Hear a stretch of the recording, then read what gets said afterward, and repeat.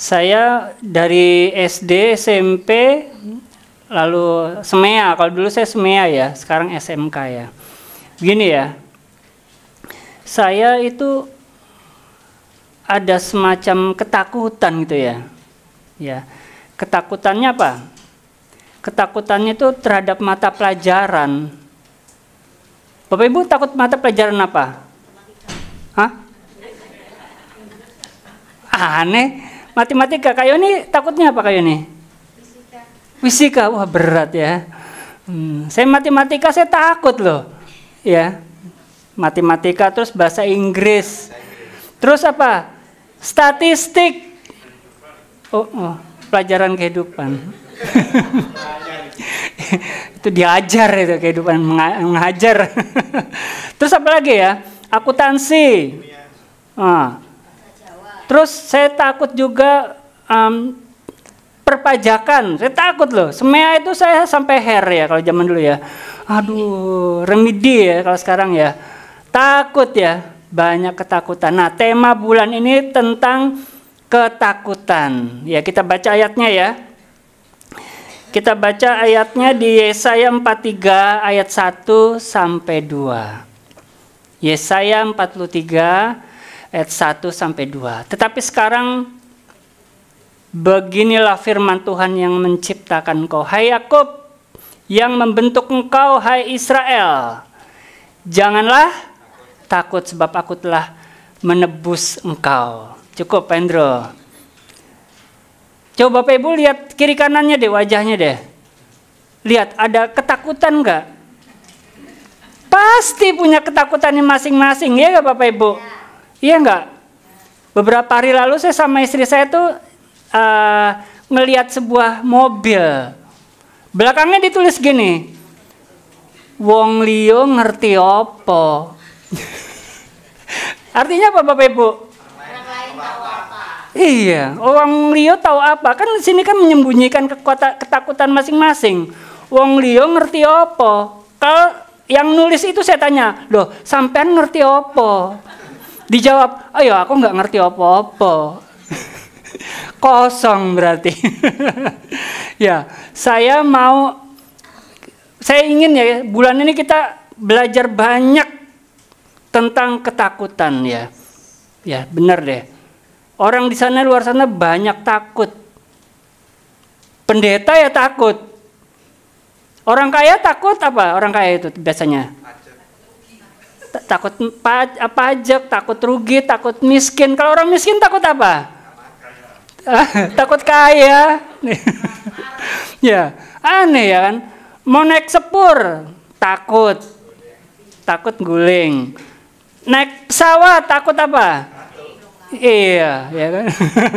Ya semuanya serba ketakutan. Uang, ya kesehatan. Semuanya kita punya alasan untuk takut. Takut kehilangan pasangan, takut gak? Takut kehilangan? Enggak. Oh. Tepok jidat. Wah, sampai batuk ya. Ya, kita punya ketakutan masing-masing. Kita memanfaatkan bulan ini untuk belajar ketakutan, bukan untuk takut ya. Tapi untuk bagaimana kita menaklukkan ketakutan. Minggu terakhir kita ada tamu ya, Mbak Tuhan akan sharing juga. Jangan lupa ajak teman saudara, sahabat, pacar, siapa datang ya. Rasa takut. Matius 10 ayat 31. Poin pertama, takut. Poin pertama apa, Endro? Matius 10 ayat 31. Janganlah kamu takut, karena kamu lebih berharga pada seekor atau banyak? Banyak. Nah, saya kasih tahu ya, Tuhan Yesus bilang kita tuh jauh lebih berharga dibanding burung pipit. Artinya Tuhan Yesus loh itu bertanggung jawab. Ayo katakan, Tuhan Yesus bertanggung jawab atas diriku. Ya, kalau Bapak Ibu punya pasangan, punya anak, punya orang tua, mereka bisa bertanggung jawab. tapi ada batasnya. Tapi Tuhan Yesus seperti lagu tadi ya, kasihnya tiada batasnya. Nomor 1 tadi Pendro, buka deh Pendro. Ini kata-kata Tuhan Yesus sendiri loh ya. Janganlah kamu takut. Nomor 1, ketakutan itu berarti melanggar firman Tuhan. Orang yang takut itu melanggar firman Tuhan. Kalau ada orang di meja makannya nih, di meja makannya Pastor Gary, ya, ini ada kue enak ini, ya, coklat, terus apa lagi, es krim, waduh, indah momoyo, wah enak bener ini. Terus Pastor Gary bilang nih, jangan dimakan loh ya, gitu ya. Nah, terus kalau dimakan, salah gak kita? Salah. Demikian juga Tuhan pada hari ini dibilang, jangan takut. Karena ketakutan itu begitu kita takut, kita melanggar firman Tuhan. Ya Bapak Ibu ya, ingat ya, jangan takut. Kalau takut kita sedang melanggar firman Tuhan. Ketakutan pertama terjadi itu di taman apa? Taman di Taman Eden ya. Pada saat itu Adam dan Hawa bersembunyi. Itu ketakutan pertama yang dicatat. Nah, kita jangan takut. Masa depan di tangan Tuhan. Setiap kali kita takut, kita berkata dengan iman, mengatakan kepada hati kita, mengatakan pada jiwa kita, Tuhanku, Bapakku bertanggung jawab sama aku. Buat apa aku takut? Berapa hari lagi nih mau jatuh tempo? Bapakku bertanggung jawab. Ya. Saya dulu takut mata kuliah tadi itu Bapak Ibu. Tapi toh sampai sekarang saya masih hidup. Saya masih bisa sehat, masih bisa melihat langit biru. Ternyata tidak mematikan apa yang saya takutkan itu. Ya Bapak Ibu ya. Kalau Bapak Ibu evaluasi masa lalu Bapak Ibu, pasti banyak hal-hal yang menakutkan ya kan? Tapi toh Bapak Ibu bisa survive. Bisa survive gak? Iya, lihat Burus tambah cantik. Ya kan? Cesian tambah cantik juga. Semuanya wanita tambah cantik kecuali Pastor Gary nggak cantik. Ganteng kalau Pastor Gary ya. Oke. Nomor 1, takut itu melanggar firman Tuhan. Jangan lupa Bapak Ibu ya, jangan takut. Nomor 2, Wahyu 21 ayat 1. Oke, Wahyu 21 ayat 1. Lalu aku melihat langit yang baru dan bumi yang baru, sebab langit yang pertama dan bumi yang pertama telah berlalu dan laut pun tidak ada lagi. Tutup dulu Pendro. Saya dulu ya, ini saya cerita ya. Saya waktu zaman dulu kan mencari universitas perguruan tinggi itu kan nyari mata kuliah apa ya, jurusan apa gitu ya. Saya pikir ini ada matematika nih, ini ada statistik ini. Dicari nih ada semuanya Bapak Ibu. Waduh, saya kejebak ini. Ya kan? Ini ada bahasa Inggris, ini akuntansi, ini waduh apa yang saya benci itu ada di depan mata saya. Bahkan pada saat saya sama Pastor Gary di sekolah teologi pun kami diberi pelajaran statistik. Pelajarannya sangat kami takuti. Nah, berarti nggak bisa lolos dari semuanya itu. Tapi nyatanya, ya puji Tuhan ya, kita masih bisa tertawa walaupun kecut. Oke, ayat tadi Pendro. Ayat keduanya Pendro. Dan aku melihat kota yang kudus, Yerusalem yang baru, turun dari langit, dari sorga, dari Yerusalem, dari Allah, yang berhias bagaikan pengantin perempuan yang berdandan untuk suaminya. Bapak Ibu kalau misalnya mau ketemu sama orang yang spesial, berdandan enggak? Misalkan cowok ya, wah saya mau ketemu istri saya dulu waktu kami pacaran ya. Aku mau ketemu, nggak usah mandi ya pagi ini malamnya. Wah nggak sikatan, nggak facial, nggak cleansing, nggak nggak berdandan, kan nggak mungkin ya. Apalagi ini untuk pengantin mau menikah, pasti berdandan. Ya kan? Demikianlah nanti betapa indahnya perjumpaan kita dengan Tuhan, Bapak Ibu. Coba ayat yang ke-7, Pak Endro. Wah, luar biasa ini, sorga ini. Barang siapa menang, ia akan memperoleh semuanya itu, yaitu Bapak Ibu dan saya. Menang dalam hal ketakutan juga loh ya. Dan aku akan menjadi Allahnya, kata Tuhan Yesus. Dan ia, yaitu Bapak Ibu dan saya, akan menjadi anakku, dia bilang. Wah, luar biasa. Dengan syarat. Ayat selanjutnya, Pak Endro. Tetapi orang-orang apa? Penakut. Ya, orang-orang tidak percaya, orang-orang keji, jahat, pembunuh, orang-orang sundal, pelaku seksual sins, tukang-tukang sihir, penyembah, tukang bakso bisa loh jadi pelaku sihir. Pakai apa Bapak Ibu? Kok pakai borat? Pakai penglaris ya kan? Ya kan? Ada beberapa orang yang menarik lawan jenis juga pakai penglaris. Pakai apa?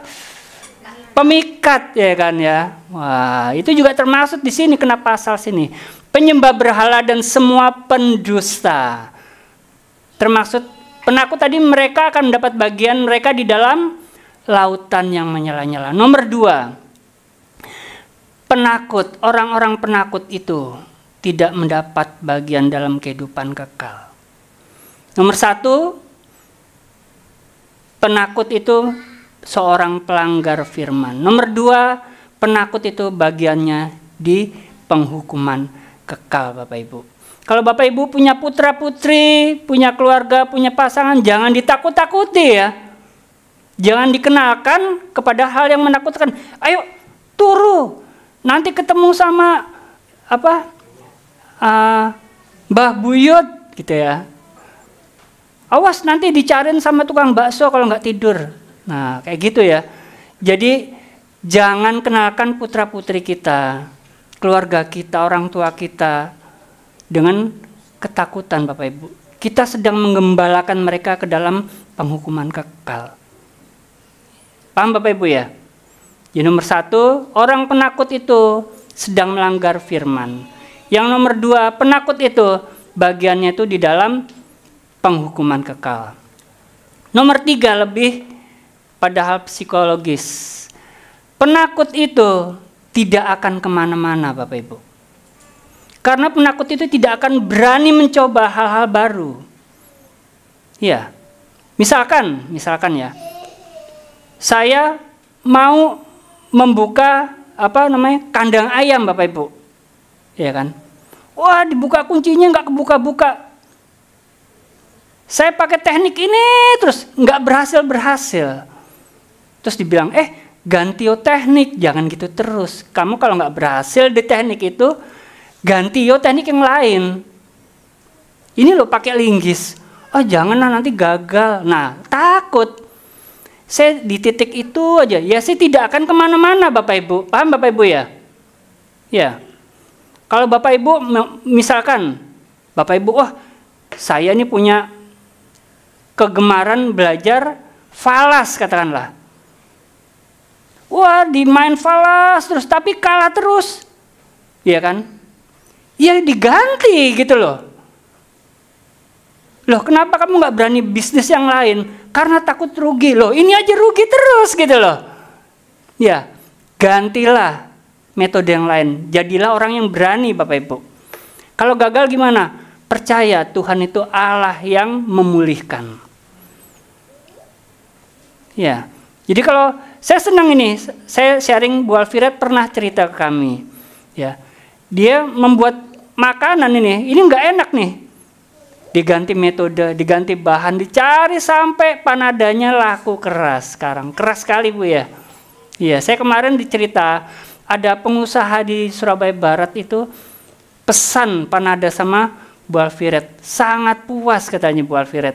Waduh, saya senang sekali. Ayo, kita ya kalau misalkan dengan metode ini, dengan cara ini, kita udah, wah saya nggak bisa berubah ini. Soalnya kenapa kalau pakai metode lain? Wah saya takut salah, takut rugi, takut mengganti perilaku, takut mengganti kebiasaan. Ayo, jadilah orang-orang berani. Ya, jangan jadi ekor, jadi kepala. Kepala itu kalau kereta api, kepala itu yang kena apa? Kena angin, ya kan? Kena serangga. Nah, kepala itu yang paling depan. Bapak Ibu, kita harus berani jadi kepala. Ya, berani mengambil keputusan untuk berubah. Saya mau sharing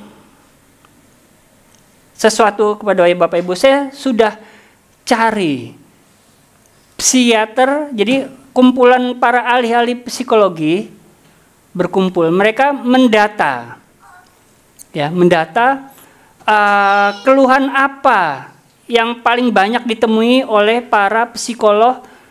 Mungkin ini di Amerika ya, di Amerika paling banyak itu apa gitu loh, ya. Ternyata paling banyak ya itu adalah karena ketakutan, Bapak Ibu. Karena ketakutan. Mereka membreakdown, menurunkan poin-poinnya. Saya bacakan. Pertama, penakut atau klien mereka yang mereka layani, mereka cenderung menghindari tantangan. Ya, menghindari tantangan, Bapak Ibu. Nomor 2, menghindari perubahan atau kesempatan baru. Nah, kalau misalkan saya kemarin ngomong-ngomong sama Pastor Gary ya, wah Bu Ros ini sekarang udah bisa bikin soto. Wah ini, jadi belajar hal-hal baru gitu ya. Kayak Miss Maria membuat minuman-minuman baru. Ya, lakukan hal-hal baru, berani melangkah dengan hal-hal baru, Bapak Ibu ya.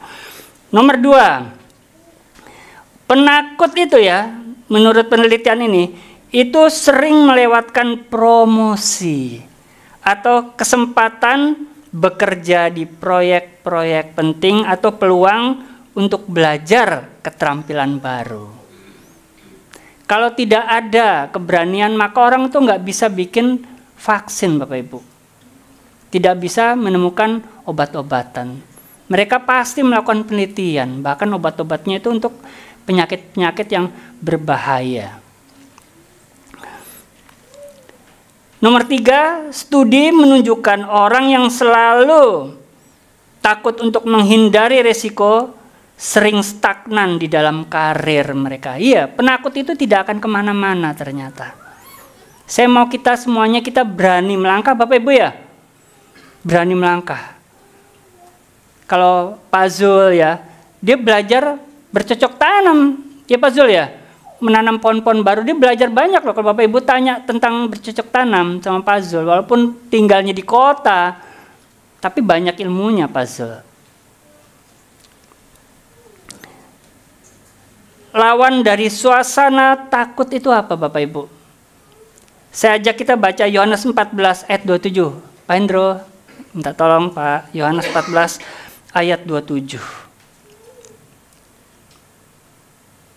Damai sejahtera ku tinggalkan bagimu. Di sini siapa kalau Bapak Ibu ke mall itu merasa damai? Ayo.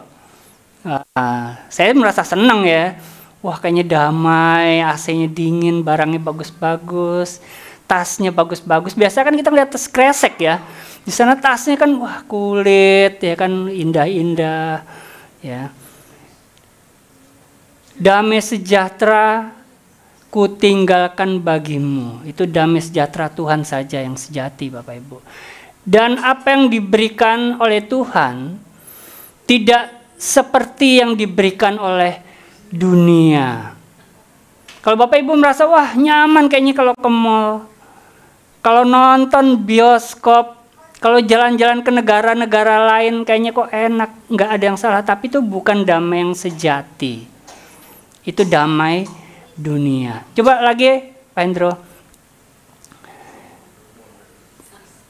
Tidak, nah ini. Dan apa yang ku berikan, apa yang Tuhan berikan, yaitu damai sejati itu, tidak seperti yang diberikan oleh dunia kepadamu. Janganlah gelisah dan gentar hatimu. Dalam terjemahan lain, janganlah takut. Ya. Hanya orang-orang yang mau terhubung dengan Tuhan, saya ulang ya. Hanya orang-orang yang mau terhubung, yang memiliki hubungan intim dengan Tuhan, akan mendapat keberanian, tidak gentar, Bapak Ibu. Bapak Ibu bisa jalan-jalan ke Jepang, jalan-jalan ke Korea Selatan, jalan-jalan ke Korea Utara, bisa ya untuk refreshing. Tapi pulang mumet lagi gak Bapak Ibu? Mumet lagi, tagihan kartu kreditnya. Wah, ngelihat pasangannya, ngelihat dia lagi, sumpek lagi, ya kan? Nah, hanya sejahtera dari Tuhan saja yang sejati, Bapak Ibu. Milikilah hubungan dengan si pemilik damai sejahtera. Saya bukan guru medis ya, tapi saya membaca, saya mau sharingkan ke Bapak Ibu. Manusia ini terdiri dari gen. Apa Bapak Ibu? Gen. Ya. Gen ini akan selalu memperbaharui dirinya sendiri Bapak Ibu. Tetapi kalau sebuah gen begitu memperbaharui dirinya sendiri, ternyata gen ini rusak, maka gen yang rusak ini tetap akan memperbanyak dirinya. Nah, gen yang berbeda yang rusak ini Bapak Ibu akan semakin banyak juga. Ini adalah kanker. Kanker ya Bapak Ibu ya, tumor kanker. Jadi kanker tumor itu pada dasarnya gen yang memperbaharui diri tetapi rusak. Kemudian dia memperbanyak diri. Nah, itulah kanker tumor Bapak Ibu. Nah, ada sebuah perlindungan Tuhan. Ketika sebuah gen itu rusak, dalam tubuh saya, tubuh Bapak Ibu rusak, maka Tuhan itu sudah menyiapkan protein, diberi nama protein 53 sama ahli genetik. Protein ini berfungsi apa Bapak Ibu? Begitu ada gen rusak yang terproduksi, sebelum dia bermultiplikasi, dia langsung dihentikan prosesnya. Dan yang rusak ini langsung diganti dengan yang baik, dengan yang baru, dengan yang sama dengan gen-gen yang lain Bapak Ibu. Jadi pada dasarnya setiap manusia itu memiliki resiko kanker dan tumor. Tetapi Tuhan Yesus menjaga Anda, menjaga saya dengan P51, protein 51. Jadi ketika ada sebuah gen, protein 51, protein 53. Jadi begitu sebuah gen rusak terproduksi, maka protein 53 ini langsung mengejar gen ini Bapak Ibu. Langsung di nonaktifkan. Langsung terproduksi gen yang baru lagi, yang sempurna. Tetapi protein 53 ini bisa lemah. Sekali lagi ya, protein 53 ini bisa lemah Bapak Ibu. Bisa karena sinar matahari, bisa karena junk food, bisa karena makanan-makanan yang mengundang radikal kotor ya. Ya, kolesterol jahat ini bisa melemahkan P53 Bapak Ibu. Ya, rokok itu sangat melemahkan protein 53. Saya ada sekitar 5 orang sahabat saya Bapak Ibu yang meninggal karena dia itu perokok ya. Kasih tahu Bapak Ibu, saudara-saudara teman, ayo mulai hentikan kebiasaan itu ya. Nah, protein 53 ini Bapak Ibu ya, ini bisa lemah juga selain faktor eksternal. Ya, faktor internal. Ini saya bacakan ya. Jadi para ahli percaya P53 ini juga bisa melemah karena adanya hormon kortisol dan adrenalin. Tetapi yang paling parah itu kortisol. Kortisol ini gini Bapak Ibu. Kortisol ini adalah sebuah hormon yang diproduksi oleh tubuh untuk memberi energi instan ketika seseorang itu menghadapi bahaya, menghadapi ketakutan, menghadapi stres. Jadi semakin lama seseorang itu mengalami ketakutan, produksi kortisolnya akan terus keluar Bapak Ibu. Dan ini melemahkan protein 53. Bapak Ibu, kalau kita merasa ketakutan berlarut-larut, stop. Kita sedang melemahkan protein 53 Bapak Ibu. Ya, saya pernah ngomong-ngomong dengan seorang tenaga medis ya, dibilang kanker itu ya karena ketakutan, karena stres. Iya Bapak Ibu. Karena kebencian. Jadi itu racun Bapak Ibu. Termasuk ketakutan ini Bapak Ibu, hati-hati. Ya, itu kortisolnya sedang diproduksi terus. Dan itu sedang meracuni P53. Bapak Ibu mau ya kita P53-nya sehat? Mari. Ya. Tinggalkan ketakutan Bapak Ibu.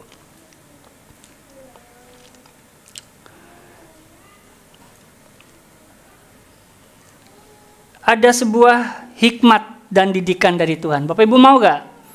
Ini bagus sekali. Kalau kita merasa takut, ya kita merasa takut akan tantangan. Wah, aku harus melakukan hal baru ini. Ya, apa yang harus kita lakukan? Kita harus menyikapi apa Bapak Ibu ya? Saya mau ajak kita baca Amsal 1 ayat 7, Pendro. Rasa takut yang bagaimana yang seharusnya kita miliki? Takutlah akan Tuhan. Takut akan Tuhan itu permulaan apa sih Bapak Ibu? Pengetahuan. Tutup Pendro. Kalau Bapak Ibu mungkin mau menghadapi sebuah tantangan, sebuah proyek baru, masuk sebuah area-area baru yang selama ini kita nggak tahu. Ya, mulailah dengan takut, respek sama Tuhan. Menjadi pelaku firman. Wah, saya kalau mencuri ini salah nih. Mau masuk ke dalam proyek, wah, saya kalau misalnya saya suap menyuap, bisa kena KPK di dunia. KPK di sorga lebih ngeri lagi. Bisa masuk neraka Bapak Ibu. Wah, kalau nggak jujur, kalau dengan hal-hal gaib. Kemarin hari Kamis kami ngomong-ngomong dengan Pastor Gary tentang sangkal putung yang memakai tenaga gaib juga. Ya. Hati-hati Bapak Ibu. Hormati Tuhan. Lakukan firman. Karena disitulah permulaan hikmat. Pendidikan kita mungkin bisa rendah. Pengalaman kita mungkin terbatas. Tetapi ketika Bapak Ibu memulai itu dengan rasa takut akan Tuhan. Itu adalah sikap sempurna Bapak Ibu. Untuk mendapatkan pengetahuan baru. Nanti Tuhan akan kirim orang-orang yang akan mengajar Bapak Ibu. Nanti Tuhan akan kirim hikmat Bapak Ibu untuk masuk hal-hal baru. Itu adalah hikmat yang banyak ditolak sama dunia. Loh, aturannya kalau mau masuk bisnis baru, mau masuk ke pemerintahan ya main duit. Ya kan? Kalau menang tender ya pakai duit atau hal-hal yang nggak berkenan. Ya itu yang benar. Membajak pegawai lain, membajak perusahaan lain. Itu yang benar, menghalalkan segala cara Bapak Ibu. Tapi itu salah. Itu salah, saya katakan. Tadi Pak Endro. Takut akan Tuhan adalah permulaan pengetahuan. Tetapi orang bodoh menghina perkataan itu, menghina hikmat dan didikan itu Bapak Ibu. Hanya orang bodoh yang tidak mau menjadi orang yang menghormati Tuhan. Amin Bapak Ibu. Saya berharap Bapak Ibu mau menjadi pelaku firman. Walaupun Bapak Ibu nggak tahu ini ke depannya gimana, jadilah pelaku firman. Sukses besar itu dimulai dari sukses kecil. Ya. Orang bilang, wah saya takut masa depan, itu tidak instan Bapak Ibu. Itu dimulai dari ketakutan-ketakutan kecil. Ketakutan-ketakutan yang sepele-sepele. Masa depan ditarik ke masa sekarang. Wah, 10 tahun lagi nanti gimana ini perusahaanku? Wah, kejauhan. Dimulai dari hal sehari ke sehari, kata Tuhan Yesus. Maka lihat, mujizat ada di dalam pangkuanmu. Amin. Tuhan Yesus memberkati.